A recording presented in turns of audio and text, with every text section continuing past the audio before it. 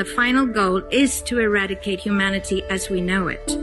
Once you understand the final destination, it becomes much easier to look back and identify the psychological conditioning, the biological tampering, the cultural grooming, and the educational prepping that we have been subjected to for decades in preparation to making us accept a post-human future.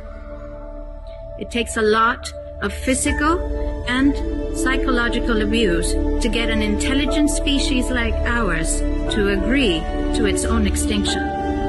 Most, if not all, that has transcended in the last 60 years was designed to get us closer to accepting such a dystopian reality.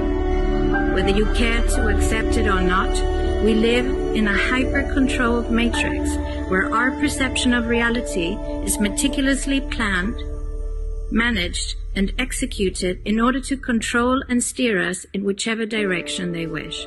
And the direction is a post-human world. For this, they first needed to destabilize, dehumanize, and demoralize humanity through every means possible.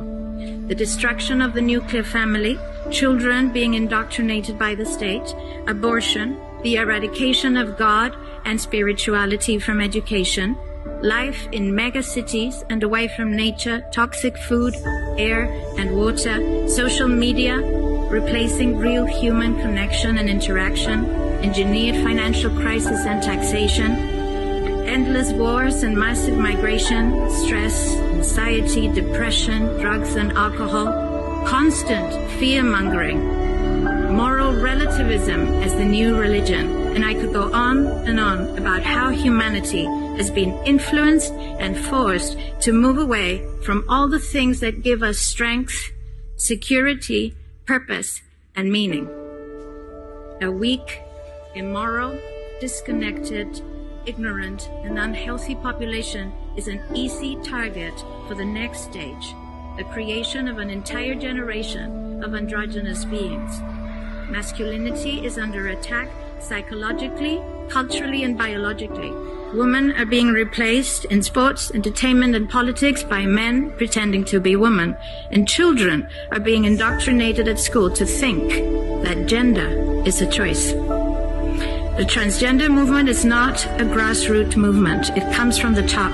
It has nothing to do with people's freedom of expression, sexuality, or civil rights. It's an evil psyop with a clear agenda to get us closer to transhumanism by making us question the most fundamental notion of human identity, our gender.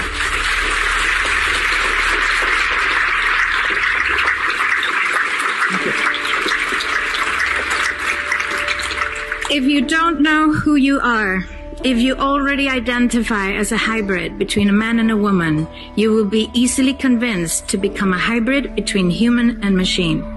Gender ideology is the 2 + 2 = 5 from George Orwell's 1984 dystopian novel. It's the final test to see whether we will follow the most absurd party line towards our own extinction. But 2 + 2 = 4. And no matter how you choose to dress, call yourself, or change your physique, will not change that.